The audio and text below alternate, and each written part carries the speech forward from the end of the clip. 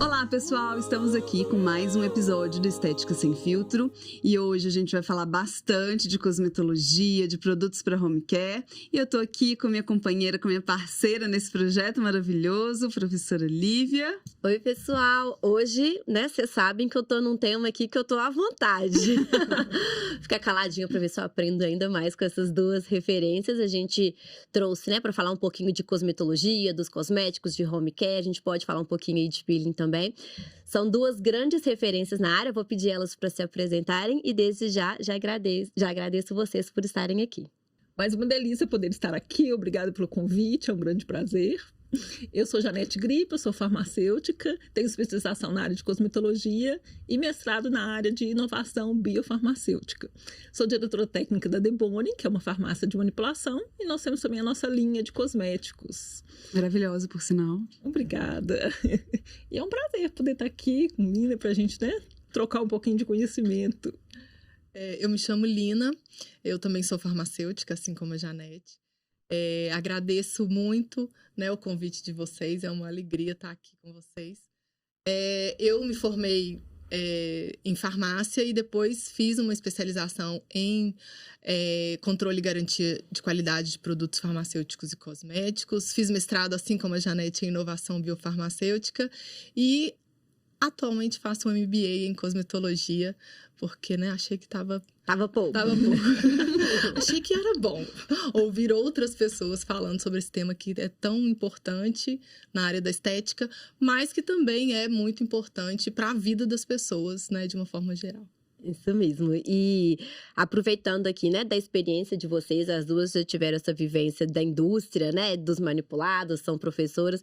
Eu acho que eu queria começar falando um pouco sobre isso, que a gente que trabalha na estética, que vai fornecer para os nossos pacientes, uma indicação de cosmético, de home care.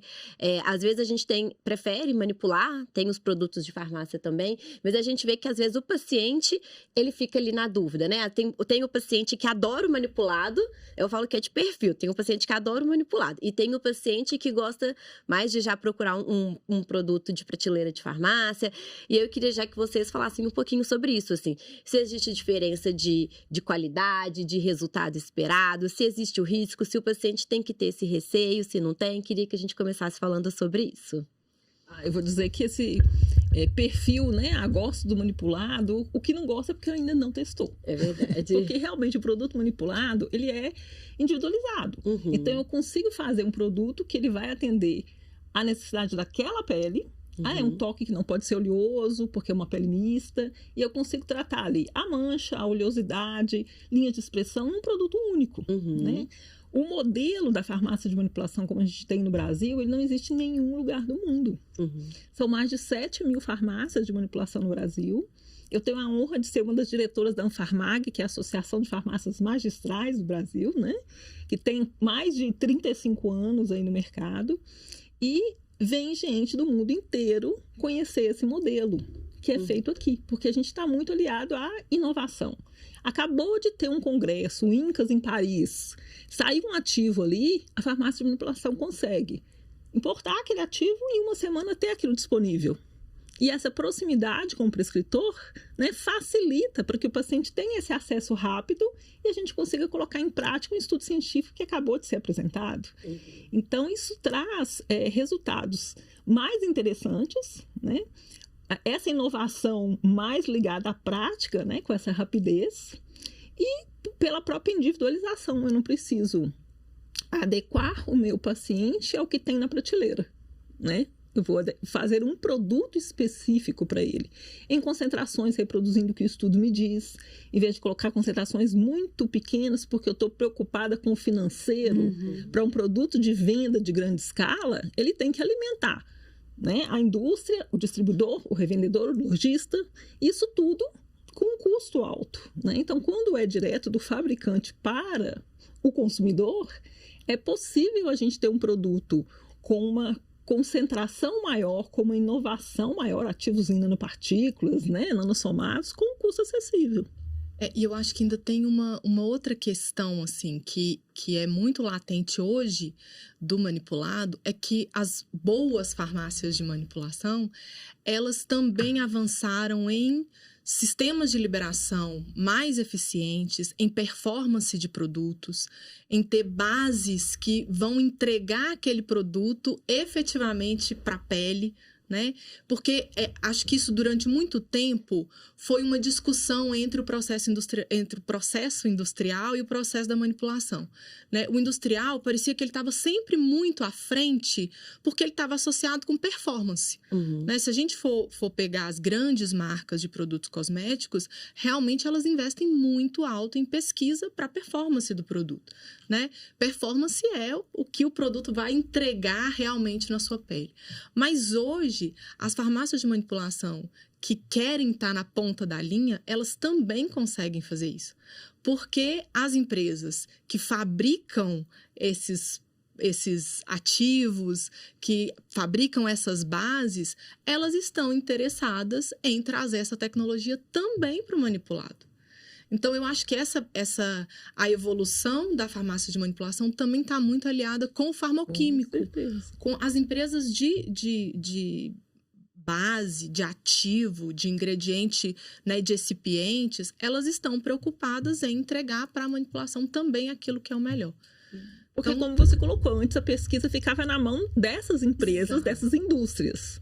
Agora, não, como o mercado é muito grande, a gente tem vários fabricantes de ativos, inclusive o Brasil é um polo, né, no desenvolvimento de nanopartículas, de nanossomas. A gente viu o caso de muitas empresas sendo, inclusive, vendidas para multinacionais, né, lá no sul do país, várias, porque muito a ver com o mercado da manipulação, né, que compra isso tudo.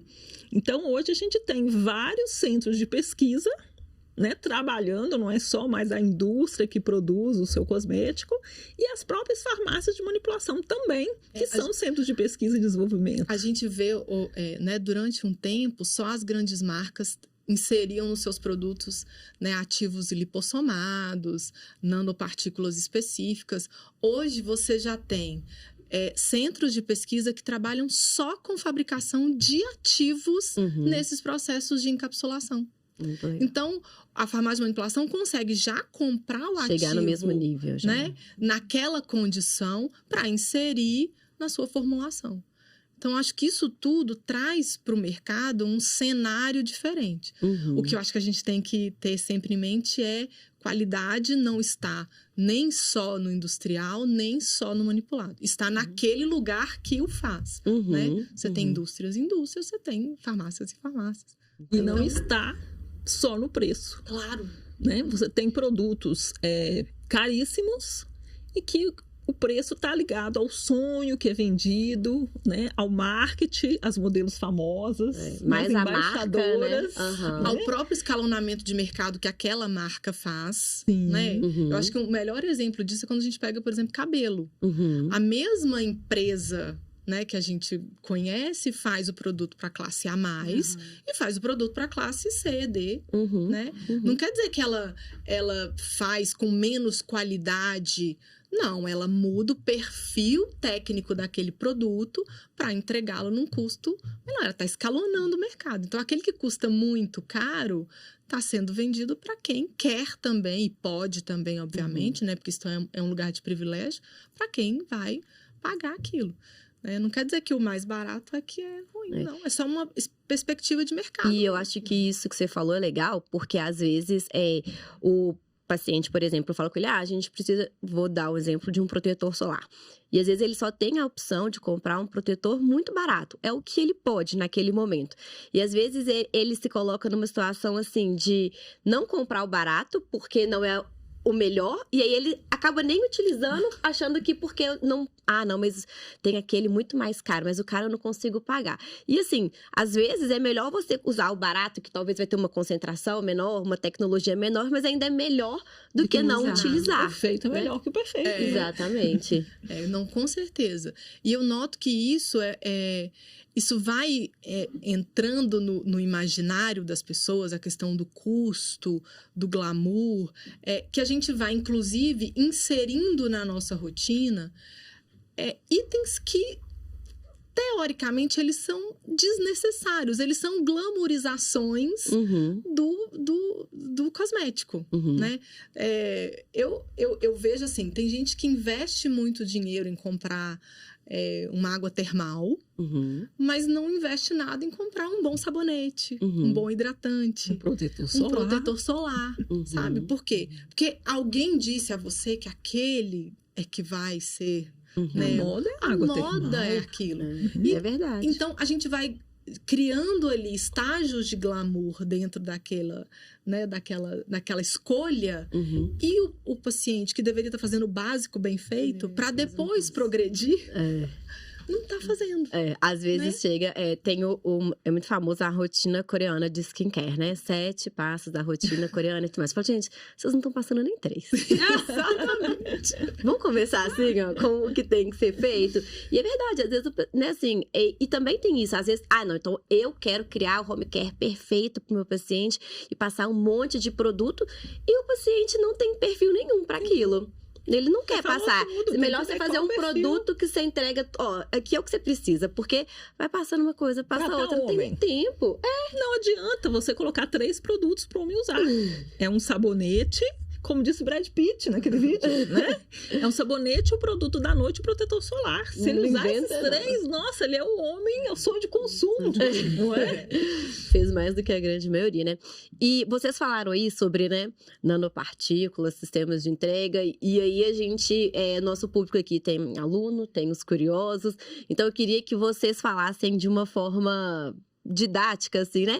O que significa isso? As diferenças. Né? E o que isso significa em termos de resultado? Né? É uma vitamina C nanossomada, faz diferença? Vale pagar mais caro por isso? Explica um pouquinho isso pra gente. É outro mundo. Mas explica pra gente isso, assim, o que seria isso, né? E aí, essa vantagem. Olha, na maioria das vezes, o que a gente vê é o ativo na sua liberação imediata, né? Então, você tem uma vitamina C, um ácido ascórbico que está ali dentro de um sérum, está ali dentro de um veículo. Ele vai entregar um resultado imediato, que muitas vezes vai ser de alguns minutos, dependendo ali da estabilidade, né, dos mecanismos de ação. O que seria a tal da nanopartícula ou do nanossoma? Seria um vetor para carregar dentro dele essa substância. Uma bolsinha. Uma bolsinha. Isso vai trazer muitos benefícios. O primeiro deles, e bem conhecido, é a maior permeação. Então, eu não vou ficar dependendo se o veículo é oleoso ou é aquoso, é hidrossolúvel, lipossolúvel, se ele vai conseguir atravessar a barreira hidrofóbica, que é a nossa pele. Ele vai, sim, ter uma permeação boa, porque ele meio que imita a nossa bicamada lipídica, então ele consegue atravessar o extrato córneo e ele consegue fazer essa permeação independente da característica desse ativo, que quando é, por exemplo, o lipossolúvel, já tem uma facilidade de permeação, como os hormônios bioidênticos, né, aplicados na pele, que traz ali na corrente sanguínea uma concentração alta, como se tivesse sido ingerido, né? Pode se comparar dessa maneira. Então, a primeira coisa, a gente tem essa absorção aí despreocupada. Eu posso fazer meu cosmético num sérum, que é um veículo que não ajuda em nada na permeação, por ele ser aquoso, né? Ser um gel fluido, mas se está nanoparticulado, eu não tenho que preocupar, porque ele vai ter uma boa permeação. Mas, além disso, eu tenho muitas outras, como proteção do ativo, de uma oxidação, de uma hidrólise ali no cosmético durante o tempo de prateleira. Eu tenho melhora de resultado, porque ele tem uma liberação prolongada. Então, você não vai ter a ação antioxidante da vitamina C só naquela hora que você passou. Porque vai se rompendo aquelas vesículas ao longo de 8 a 12 horas. Então, você tem uma entrega antioxidante ao longo do dia inteiro. Muito diferente, né? De você ter um efeito, entreguei ali no primeiro momento. Você tem facilidade de uso, o ácido tioglicólico. Antes do advento da nanopartícula, era praticamente impossível recomendar um home care com ácido tioglicólico.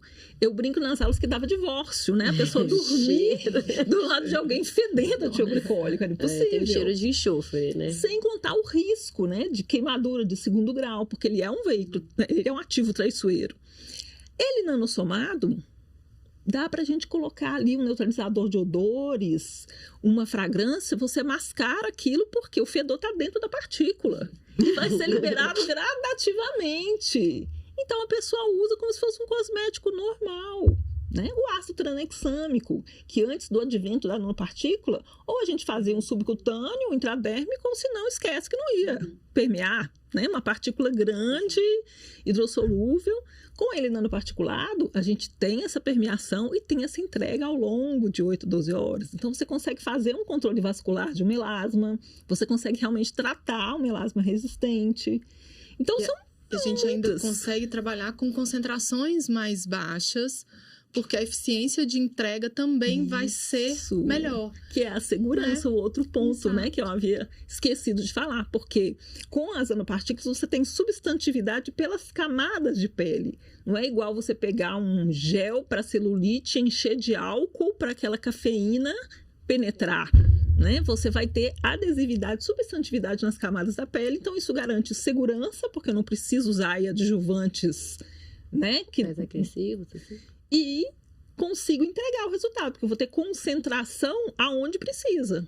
Né? A gente fala de uma maneira muito simplória, né? Mas eles são muito estudados para que essa entrega seja feita na camada de pele onde eu quero atuar. Né? Se é ali no melanócito, se é um clareador, se é nos adipócitos, se é para ter uma ação lipolítica. E existem gatilhos de liberação que vão fazer com que essa nanopartícula se rompa e comece a liberar aonde a gente deseja. Isso pode ser por alteração de pH nas diversas camadas, por enzimas que a gente tem nas diversas camadas de pele. Então, assim, é fantástico. Eu sou apaixonada, né, por essa área. Eu acho que só uma coisa que é importante da gente dizer é que o termo nanopartícula é um termo que diz respeito a uma partícula que está num tamanho nano, né? Ela está ali numa escala que é chamada de nanométrica. Não necessariamente todo produto tem nanopartículas. Ele pode ter sistemas de entrega que não estão nanoparticulados. Eu posso, por exemplo, fazer um lipossoma num tamanho micrométrico e ainda assim eu vou ter uma liberação eficiente. A gente acaba usando esse termo nanopartícula meio que para falar, difundir de tudo, né? Assim. E não necessariamente qualquer produto trará aquela substância ativa num tamanho nanométrico. Ele pode ter um sistema de entrega que não seja, né? Isso, que não esteja nessa escala. Ele pode ser, por exemplo, micrométrico, né? O micron está acima do nano. Então, ainda assim, ele vai ter todas, né? Ele vai ter todos esses efeitos que a Janete muito bem citou, mas ele não vai ser tão pequeno assim. Isso também pode ser interessante dependendo do que você vai fazer. Porque você vai controlar a liberação a partir do tamanho. Você vai conseguir entregar para camadas diferentes a partir. Pode ter produtos com nano e com micro. Isso, né? Para fazer essa. Então, existem muitas possibilidades quando você tem esses sistemas de vetorização. Que, na verdade, é um jeito de você vetorizar o ativo para aquele lugar. Né? Eu acho que tem duas coisas importantes para mencionar aí. Primeiro, como você disse, né, também leigos estão nos ouvindo, né? Essas nanopartículas, elas não são visíveis a olho nu, porque muita gente me pergunta, são aqueles cremes com aquelas bolinhas que a gente estoura. Não é. Você não vai enxergar. Né? É verdade. E uma segunda coisa é colocar que essa tecnologia não está presente em todos os cosméticos do mercado. Né? É uma tecnologia mais cara? É acessível? É. Mas depende do fabricante querer investir. Às vezes ela nem é necessária, dependendo do que você vai fazer, né? Nem tudo precisa estar no particular. E nem tudo está disponível também. Né? A gente acabou de ver o advento aí do tranexâmico em 2020. Então, muitas vezes o profissional quer prescrever minoxidil nanoparticulado. Gente, não existe. Chega na receita direto, receita na farmácia lá. É finasterida nanossomada. Eu falei, de onde tiraram isso? E aí eles não entenderam que não é você que vai lá e faz isso. Exato! Não é a farmácia que faz esse ativo, né? São grandes centros, como a gente citou, né? A Inventiva, que foi comprada por uma multinacional, a Nanocêuticos, a Nanovetores e outras internacionais que fazem com toda essa tecnologia, a gente apenas compra e coloca no nosso cosmético dentro, claro, de todo um estudo que é necessário ali, mas não é a farmácia que desenvolve. E aí, a gente estava falando muito desses ativos, meninas, e o que me consome é que a gente vê todos os dias mais do mesmo. Então, assim, a gente sempre tem discutido muito aqui no podcast que para um determinado paciente, a gente vai fazer o mesmo do que um paciente que tem um biotipo totalmente, né, incompatível com aquele tratamento, mas ele aprendeu um protocolo e vai fazer. E aí eu vou dar um exemplo que quando a gente decidiu convidar vocês, eu falei isso pra Lívia, né? Vitamina C, você tem lá a Home Care, todo mundo vai indicar uma vitamina C. Você falou muito bem do tranexâmico, ele virou, né, como se só existisse um ativo para tratar, para clarear, né, um melasma. Então, esqueceu todo o histórico de outros clareadores que também são excelentes e hoje você só vê, né, o profissional indicando para aquele paciente um tranexâmico. E esqueceu todas as associações anteriores. Então, o que eu vejo muito eu tenho um ativo que ele tá na moda e aquilo dali é para todo mundo, né? E aí, como lidar com isso? É realmente para todo mundo? E uma outra coisa, existe alguma forma, por exemplo, de eu ter um home care rico, né, sem ter que, né, utilizar mais do mesmo, né? Como que desenvolver esse raciocínio clínico para eu pensar assim, ótimo, eu tenho uma pele madura, eu vou utilizar esse ativo, né, eu vou escolher o melhor protocolo porque eu tenho um outro paciente que não necessariamente precisa da vitamina C, eu tenho um paciente com uma pele oleosa que vai precisar muito mais de, sei lá, de uma astringente, né? Então, né, eu vejo isso toda vez a gente está conversando com ela, vou aceitar uma vitamina C. Eu acho que tem várias questões. Nada contra a vitamina C, tá, gente? Isso, a vitamina C é ótimo. É ótimo. Né? Mas não é ótimo para todo mundo. Uhum. Né? A primeira coisa que eu acho que tem que ficar assim, claro é que cosmetologia, ela só existe porque existe fisiopatologia.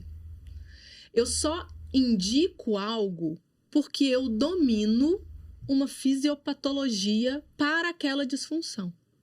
Então, no caso, né, de quem trabalha efetivamente com a estética, obviamente, a primeira coisa é você analisar aquela pele, é você ter uma avaliação daquela pele que seja muito né, bem feita e, paralelamente a isso, entender que fisiopatologia você está tratando. Porque nem todo mundo precisa do tranexâmico, porque nem todo mundo tem uma hiperpigmentação que precisa ser tratada com ele, né?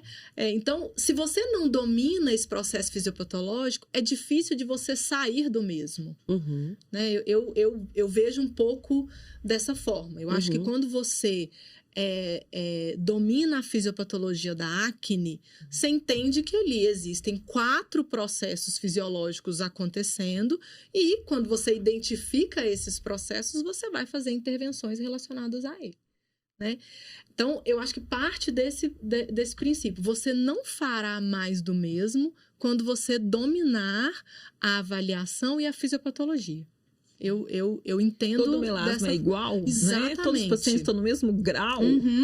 Até porque o tranexâmico isolado é muito pobre como clareador. Sim. O efeito dele é de longuíssimo prazo, né? Para controlar essa vascularização periférica. E o nosso paciente não tem paciência nenhuma para isso, né? Se eu for tratar só com ele, esquece, né? Preciso ter essas associações. Então, eu acho que tem disso. Assim, a gente tem que ter cuidado. E a gente, no caso específico do tranexâmico, o que, né, a gente vê, inclusive, na literatura, é que o tranexâmico ele tem uma eficiência cada vez mais estudada, mais divulgada, mais difundida, como uma intervenção assertiva para o melasma. Ok, por quê? Porque cada vez mais se fala de inflamação relacionada, né, a esse processo fisiológico. Mas existem outras coisas que podem ser associadas para que isso tenha um resultado melhor. Então, eu acho que parte desse princípio, né, o profissional esteta, ele precisa entender que não adianta ele dominar o protocolo. Né? Eu entendo que ele primeiro domina a fisiopatologia. Depois que ele domina a fisiopatologia, aí vamos ver se ele vai ficar bom no protocolo. Né? E essas criações de protocolo até me preocupam muito, né? Eu converso muito sobre isso com você, né, Janete? Porque, assim, cria-se um protocolo e todo mundo vai seguir aquele mesmo tratamento. E, assim, Ainda mais aqui no Brasil, a gente é tão miscigenado, as nossas peles são tão diferentes que, assim, não tem como você ter um protocolo que vai ser assertivo para todo mundo. Fala assim, tem um básico, protetor solar é básico para todo mundo, mas assim, mas fora isso, né, assim, essa questão de você entender a individualidade do paciente para você conseguir fazer essa indicação faz toda a diferença. E o mais comum é o profissional que quer... E cosmetologia não é fácil, né? Estudar, entender dos ativos não é fácil. E, normalmente, não dá dinheiro para o profissional. Só dá resposta para o paciente. E aí, às vezes... E você ainda depende do paciente. E aí, às vezes, o profissional, ele não entende, né? Que o paciente satisfeito, isso é dinheiro para ele. Então, assim, o mais comum é os profissionais, eles querem aprender as técnicas, né? Quer fazer botox, preenchimento. Ele não quer aprender da cosmetologia. Mas o que adianta...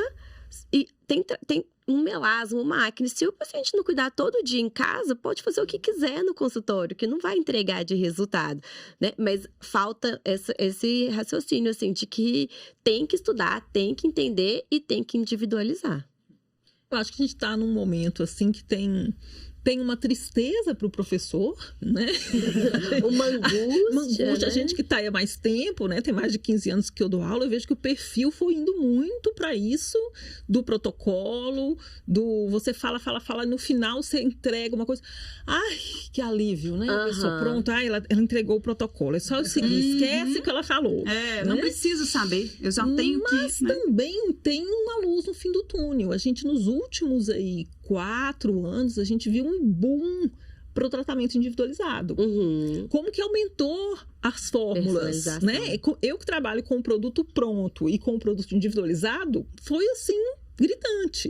E eu acho que isso tem muito a ver com o perfil dos profissionais que estão se formando, estão vendo que, poxa, quando eu faço uma coisa individualizada, em 15 dias a pele muda totalmente a qualidade, eu vou investir nisso, né? Eu vejo que é muito mais uma resistência de alguns profissionais do que realmente da necessidade ou do desejo do paciente, porque o paciente quer. Ele quer, se você não indicar, ele vai entrar na drogaria, ele vai comprar um protetor, ele vai comprar um água termal, um sabonete, ele vai comprar. Ele vai seguir a blogueira, porque se você não passar, ele vai seguir. Então, ele quer, e ele sabe da necessidade, né? Mas, assim, também tem muito a ver com alguns ramos, né, de profissão. A gente vê que lá atrás, a fisioterapia dermatofuncional foi uma das primeiras, né, a se destacar. E são profissionais que gostam muito. Nossa, como eu dei curso para essa área. Ali 2005, 2010, são profissionais que estudam, querem entender de pele, de fisiopatologia, né?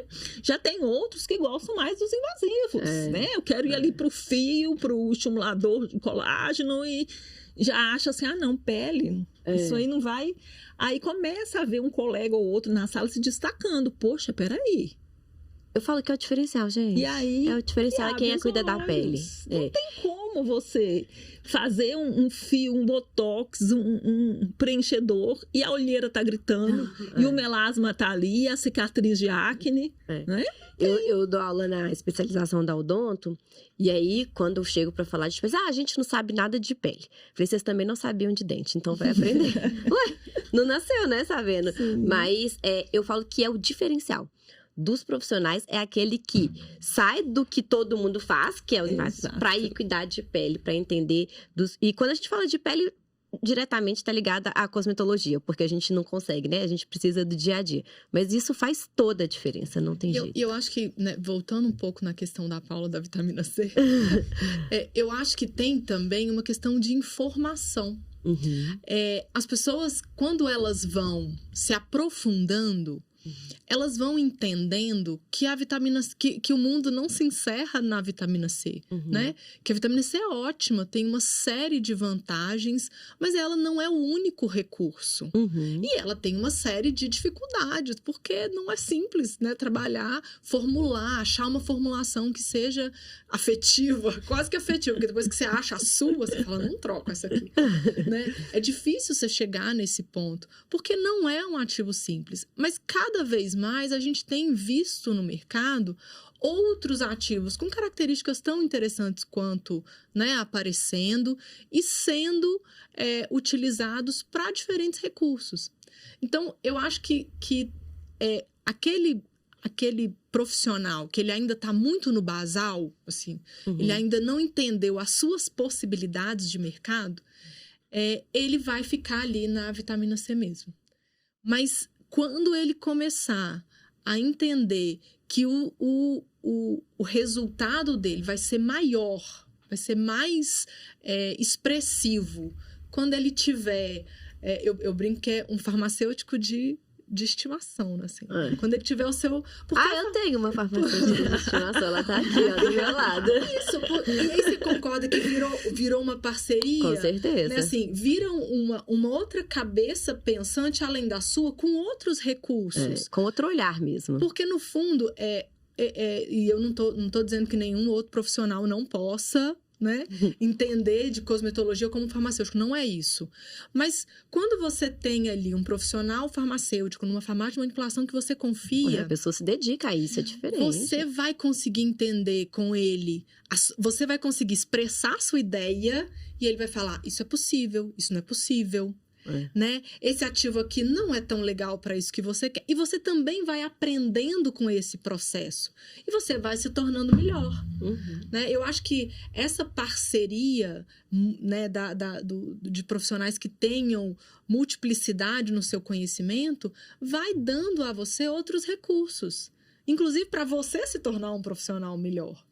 E assim, esperar, assim, eu falo muito para os alunos também que eu não sou a expert em cosmetologia e às vezes a gente esquece, porque é muita coisa, né?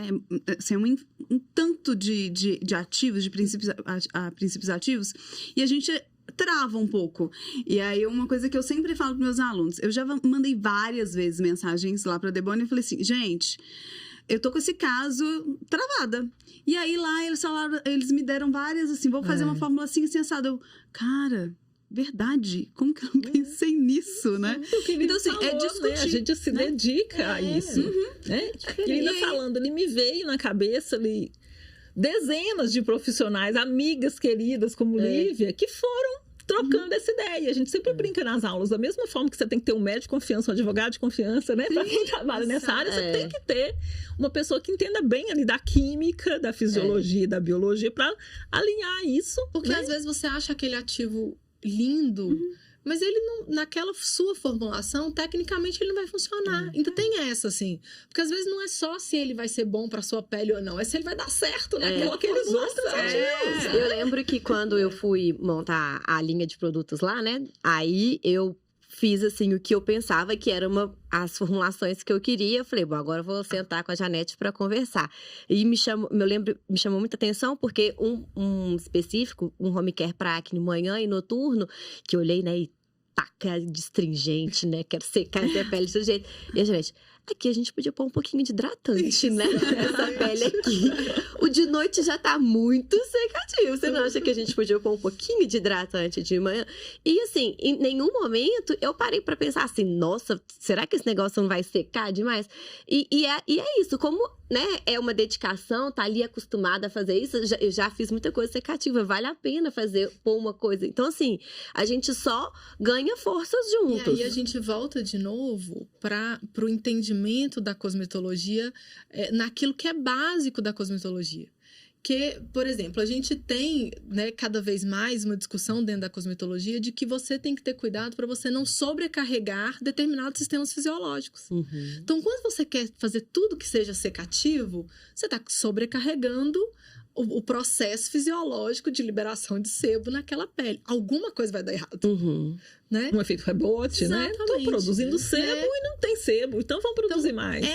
Essa dinâmica, eu acho que ela, quando você tem mais gente diferente discutindo com você sobre isso, vai te tornando também um profissional mais interessante para o mercado. Eu acho que tem muito disso. Meninas, assim, pra gente fechar, assim, o que vocês veem, assim, do futuro de inovações nessa área?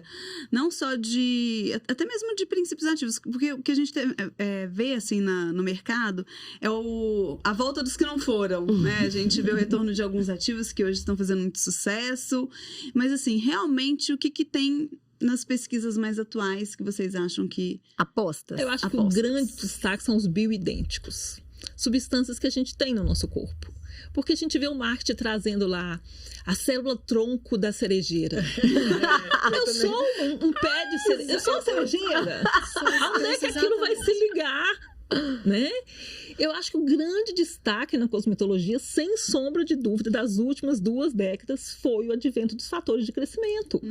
Foi a gente poder, né, obter por biotecnologia essa proteína idêntica que o meu corpo sintetiza. E imitar aquilo que a gente já faz, Exato. né? E fazer com que aquilo que é parecido consiga driblar a estrutura cutânea, que é tão difícil, porque eu acho que né, a premissa básica, a pele não é para entrar, gente. A pele não tá ali para entrar nada. A função dela é barreira. Exato.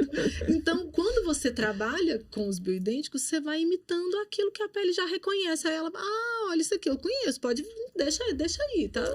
Melhor do que usar uma vitamina C, um DMAI, pensar em usar aquela substância que vai ali informar para a camada basal que está na hora de renovar. Então, eu vou ter uma renovação mais perto com a da juventude. Não é muito mais interessante renovar a pele toda do que ficar só no antioxidante? Né? Eu acho que tem também... chegou para ficar a história da avaliação de microbiota, os pré-bióticos, probióticos. Eu acho que isso é uma tendência, né? A ABPEC, que é uma associação importante para esses produtos, já tem sinalizado isso há algum tempo, que esses produtos, eles cada vez... E aí a gente, inclusive, vê marcas mais acessíveis para o mercado, já inserindo pré-bióticos na sua formulação, né? Eu estava agora no Incas e Paris e só se falava de microbiota. Mas é uma... É a microbiota, é o momento. É o momento. E, na verdade, realmente. tanto para a suplementação, que a gente vê cada vez mais, né, a microbiota nos produtos farmacêuticos mesmo. Se você pensar alguns anos atrás, né, na minha época lá da indústria, a gente falava só de Saccharomyces boulardii para ser utilizado pela via oral. Hoje você tem uma infinidade de cepas possíveis. O Brasil tem lactobacilo até para olho gordo. Exato. Né? Para vizinho invejoso. Tudo. Porque é uma... Manda manipular para mim, Janete. Eu também quero. Ou a gente ficava lá naquela história daquele Yakult, né? A pessoa, mas ali é uma cepa, você pode botar 10. Repoflor, Floratil, isso tudo, né? Que já é usado há tanto tempo. Hoje a gente tem uma infinidade de possibilidades de fazer isso pela via oral, né? Obviamente, isso não é cosmetologia, né? Que fique claro, cosmetologia é só aquilo que se aplica topicamente. Mas, cada vez mais, a gente vê isso sendo uma forma de entrega para a pele, porque também eu acho que tem uma outra questão. Apesar da gente ter, dentro da volta dos que não foram, processos muito agressivos, haja vista ali, né, o peeling de fenol, que tem retornado, né? Ressurreição dos mortos. Então, apesar de você ter esse caminho, a gente também tem cada vez mais uma tendência de manutenção da pele como ela é, dentro do seu equilíbrio, sem gerar transtornos muito agressivos, mantendo a barreira cutânea o mais organizada possível. Então, isso também é uma tendência que eu acho que ela é muito forte. Processos menos agressivos, mais eficientes, mais constantes. Então, eu acho que isso também é uma tendência. E aí, só reforçando aí essa importância de aprender, né, como usar isso, porque eu lembrei de uma prescrição que entrou ontem na farmácia, que ela tinha lactobacilos orais, uma formulação excelente, e tinha lactobacilos num sérum. Então, eu entrei em contato com o profissional, né, esclarecendo, olha, os probióticos, eles não podem ser inseridos num cosmético, porque eles são fungos, bactérias, e eu preciso de conservantes no meu cosmético que matariam essas pessoas. Então, a gente usa pré-bióticos, substâncias muito bem estudadas que realmente vão diminuir a chance de patógenos se instalarem e aumentar a população das bactérias boas da pele. Né? E aí tem bioE. coli, tem uma série de ativos que a gente utiliza em sabonetes, em ceros, excelentes para rosácea, para dermatite atópica, para pele acneica, né? Mas aí saber, não é simplesmente pegar aquela informação e vou fazer um cosmético. Então o negócio é microbiota, né? Exatamente. Eu falei que era a última, mas eu só vou fazer mais uma, tá? É porque ela falou, e existe um meme que eu adoro, ainda mais agora que é época de carnaval, e provavelmente quando esse programa for, vai ser Páscoa, todo mundo comendo chocolate, aí depois vai querer passar gel pra redutor, né? Aí tem um meme ótimo. Se está difícil pra você, imagina pra quem passa gel redutor achando que vai emagrecer, né? E o tal do gel que todo mundo compra para reduzir medida, gente. O máximo que a gente poderia esperar de um cosmético de ponta, onde ele foi mega estudado, seria ele reduzir um pouquinho a espessura daquela gordura subcutânea. Se é que ele vai conseguir atravessar essa barreira da pele, atravessar a epiderme, a derme, chegar na hipoderme. E a gente sabe que a espessura dessa gordura não é lá grande coisa para fazer, né, uma redução. Eu lembro que uma das primeiras nanopartículas que eu estudei, nossa, eu acho que foi em 2005, era de cafeína, o chamado Amara Shape, né? Que foi assim, boom e tal. E aí a gente viu os estudos, a circunferência abdominal de 10 homens, aí a média da circunferência era 120 centímetros, que caiu para 119. Nossa! Então, assim, é um avanço grande, porque reduziu a camada de gordura, porque, né, eles não fizeram, eles tiveram um controle ali, um duplo cego, realmente um estudo, mas vai fazer diferença nos 120 centímetros, 1 centímetro? E aí, eu acho que ainda tem outra questão. Se é um gel, né, ele tem que ter um permeador muito bom para fazer esse ativo conseguir chegar lá, né? Um gel não é de forma nenhuma a melhor escolha para permeação. Então, um excelente veículo para um protetor solar, que a gente não quer permear. Que você não quer que permeie, né? Mas não. Então, essa dinâmica não só do ativo, mas da escolha da base, isso também faz muita diferença no processo. Gente, como esse trem vende, né? Mas na estética é o mais fácil. A brasileira acredita em milagres. Mas é o mais fácil, né? Mais fácil acreditar nisso do que fazer dieta, atividade física, né? Mais fácil. E aí? Muito bom, né? Infelizmente, a gente vai ter que chamar elas de novo. Vamos. Eu nem fiz minhas perguntas todas. Eu nem cheguei nos peelings químicos. A gente tem que fazer um só de peeling pra gente poder conversar. Mas, nossa, foi ótimo. Tenho certeza, assim, que foi super esclarecedor, né? Quero agradecer às duas por terem aceito o convite mais uma vez. Agradecer foi realmente, assim, fantástico. Muito engrandecedor mesmo. O prazer foi meu. Foi nosso, né? Pode chamar a gente de novo pra gente trocar mais figurinhas aí, porque o assunto realmente merece aí várias edições. Foi muito pouco tempo para tanta informação, né, Lívia? A gente falou assim, a gente já tinha pensado em várias coisas e a gente realmente vai ter que ter um segundo episódio desse conteúdo. Mas cosmetologia é lindo, né, gente? Não é um negócio bom. Não, e é muito abrangente, dá pra falar de tudo. A gente nem entrou em capilar, né? Eu falei, comecei a falar agora, porque é uma questão que, não os profissionais, eu espero, né? Mas assim, a maior parte da população leiga ainda acredita em géis redutores, cremes, né? Cremes ainda, eu acho que é um pouco pior ainda, né? Para diminuir medidas. Então, assim, a gente precisa de mais esclarecimentos para a população geral sobre isso. E eu acho assim, né? Você usou o gel redutor, mas em todos os setores da cosmetologia, facial, corporal, capilar em todos os lugares você terá coisas fantasiosas que não fazem sentido técnico nenhum, que não fazem diferença para a vida do consumidor e que o consumidor muitas vezes está gastando o dinheiro dele, que às vezes é pouco, coitado, naquilo que não vai funcional. A gente gosta. Mas você falou até do brasileiro, né? Só para finalizar, entrei numa loja de cosméticos em Paris e tinha uma água com ácido hialurônico. Era uma garrafinha de água vendendo água com ácido hialurônico. E não estava no Brasil, não, né? Essa tecnologia não chegou no Brasil. Mas, assim, é água, né? Podia ser só água, né? E isso é legal, assim. Você vê que não é só aqui que as pessoas, elas querem... Não, o Arthur falou, compra, deixa eu experimentar. Eu falei, não vou pagar meus euros numa água. Não faça isso. Não tô nesse luxo ainda. Mas, e é o que você falou, em todas as áreas, né? Novamente, também não é um cosmético, mas assim...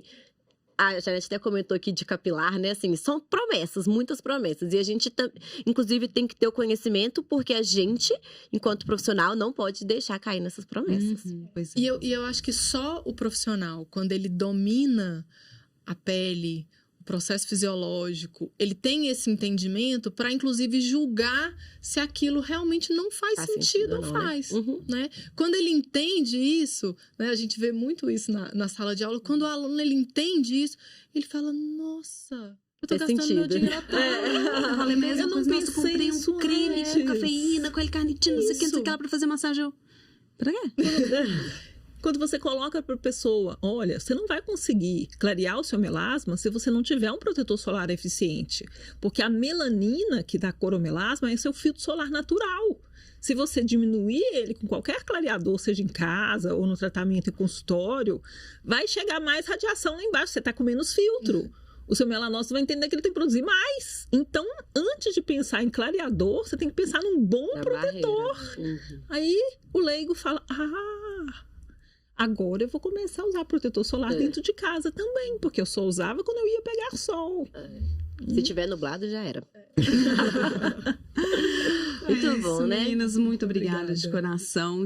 Fica aqui o convite, né, pra gente ter essa segunda rodada, né, de informações. Foi, assim, fantástico ter vocês aqui com a gente. Assim, dicas, né, que são para a vida, né, não só do aluno, mas também pro leigo, que também, né, tem muita curiosidade de saber dos cosméticos, que eles são grandes consumidores, né, Lívia? Isso mesmo, meninas. Muito obrigada e a gente se encontra em breve.